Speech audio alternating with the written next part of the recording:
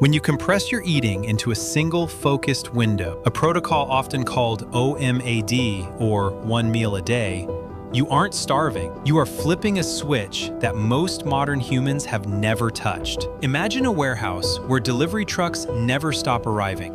The manager is screaming, boxes are piling up, blocking the exits, and the roof is leaking because no one has time to fix it. This isn't just a metaphor. This is your body on 3 meals a day.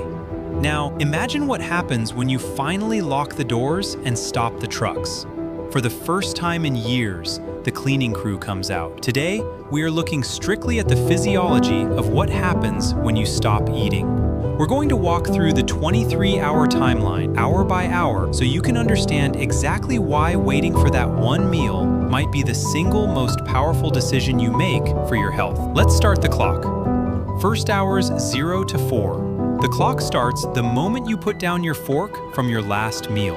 For the first 4 hours, you are physically full. Your system is flooded with energy. Your stomach is churning, breaking down proteins into amino acids and turning carbohydrates into glucose. This enters your bloodstream, and your pancreas responds by releasing insulin. Insulin is the key player here. You need to think of insulin as a one-way valve. When insulin is high, energy flows into your cells. It is impossible for energy to flow out. As long as insulin is circulating in your blood, your fat cells are locked vaults. You cannot burn body fat in this phase.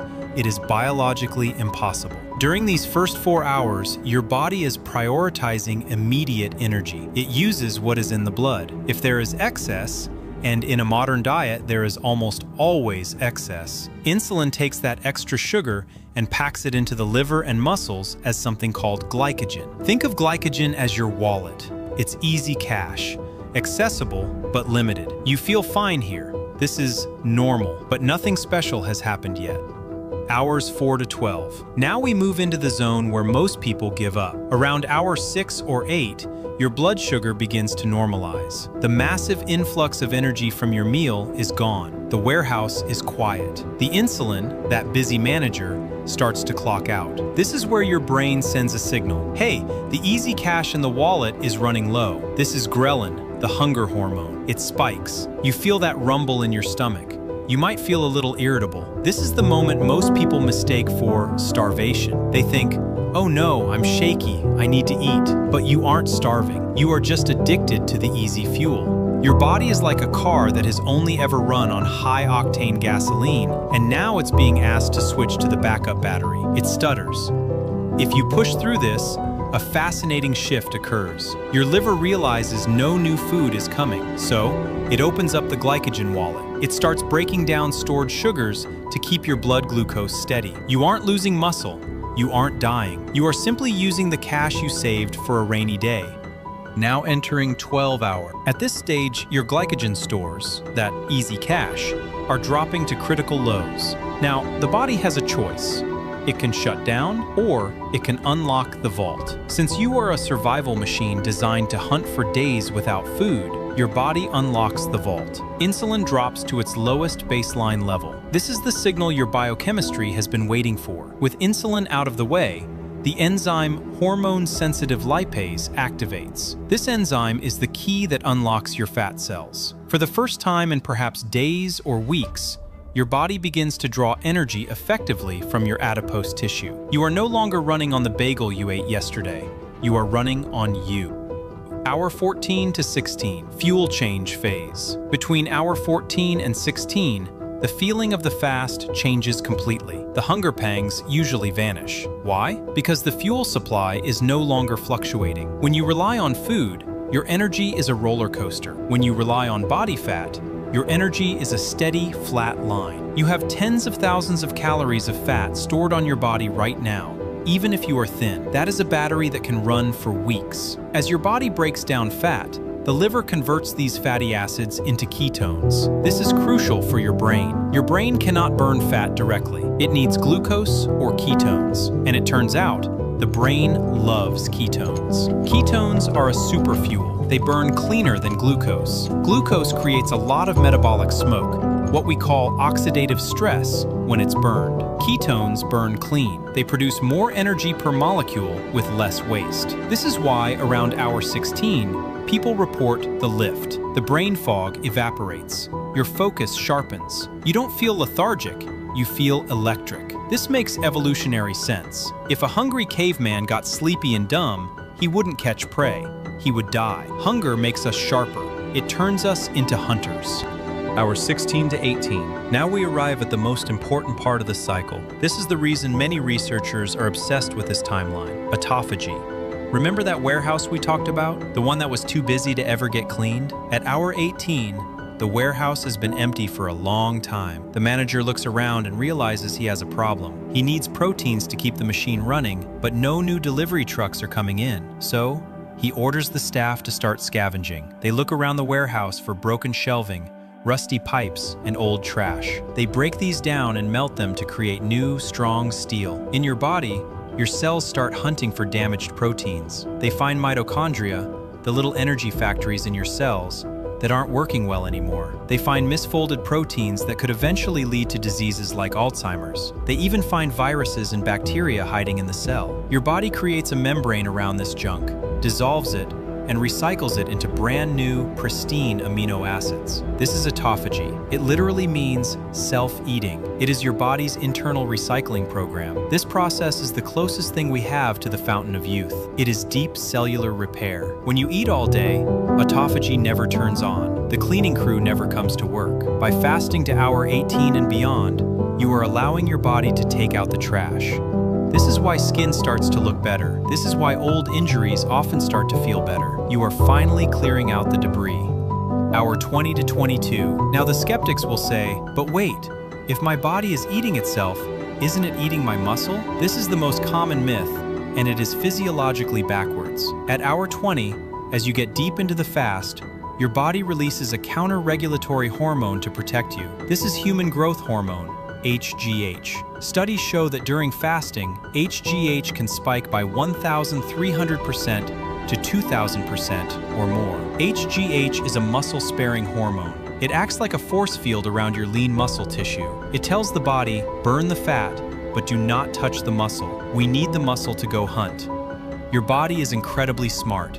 It is not going to burn your furniture, your muscles, to heat the house when you have a shed full of firewood, your body fat, right outside. It burns the fat first. This unique combination, high HGH and low insulin, is a state you rarely find in nature outside of fasting. It creates an environment where you preserve muscle while stripping off fat rapidly.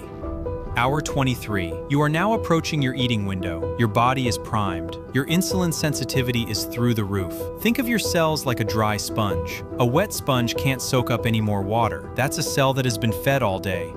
But a dry sponge, a fasted cell, is ready to absorb. Your digestive system has had a 23-hour rest. The inflammation in your gut lining has had time to settle. The bad bacteria in your gut, which thrive on constant sugar, have been starved back, while the resilient good bacteria remain. You are running on pure fat. Your brain is lit up on ketones. Your cells have recycled their waste. Your growth hormone is peaking. You are not weak. You are optimized. Now the clock hits hour 23. It is time to eat. This is where many people fail. Because your body is so absorbent right now, what you put in matters twice as much. You cannot treat this meal like a reward for suffering. You have to treat it like building material. If you break a 23-hour fast with a pizza and soda, you are flooding a sensitive system with garbage. You will crash hard. The massive sugar spike will cause an exaggerated insulin response, and you will end up feeling tired and bloated.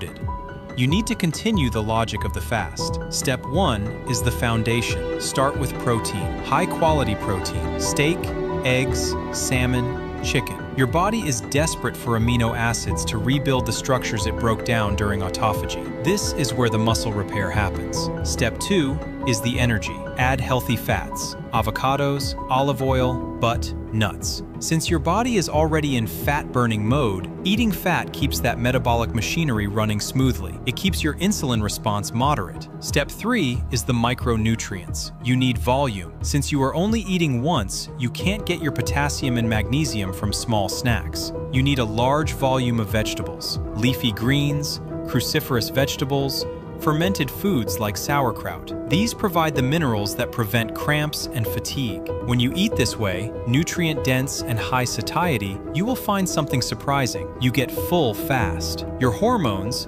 leptin, which tells you you're full, and ghrelin, which tells you you're hungry, are finally communicating properly. You stop when you are nourished, not just when you are stuffed.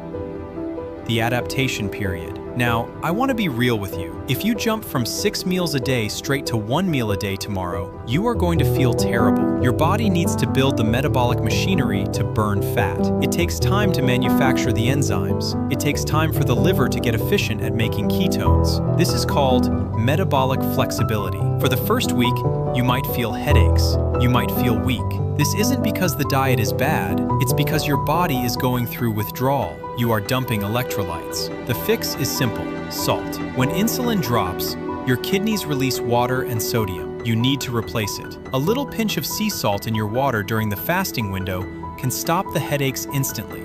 Don't rush it. Push your breakfast back by 2 hours, then 4, then skip it, then push lunch back. Ease your body into the water. Don't just dive into the deep end. And fasting is a stressor on the body. For people who are already high stress, have poor sleep, or thyroid issues, fasting for 23 hours can spike cortisol, so avoid if you are already stressed. This protocol is for healthy adults. Do not attempt this if you are pregnant, nursing, have a history of eating disorders, or are taking medication for diabetes or blood pressure without consulting a doctor. We live in a food environment hostile to our biology, designed to make us fear hunger. But hunger isn't an emergency, it's a signal you can control. Beyond the weight loss and time saved, OMAD gives you freedom. You stop being a slave to your blood sugar and return to the ancestral rhythm. Hunt, feast, rest. You aren't starving, you are thriving. You are finally letting your body heal. If you try this, let me know below. Did you hit the wall at hour 12? Or feel the energy at 16? I'll see you in the next video.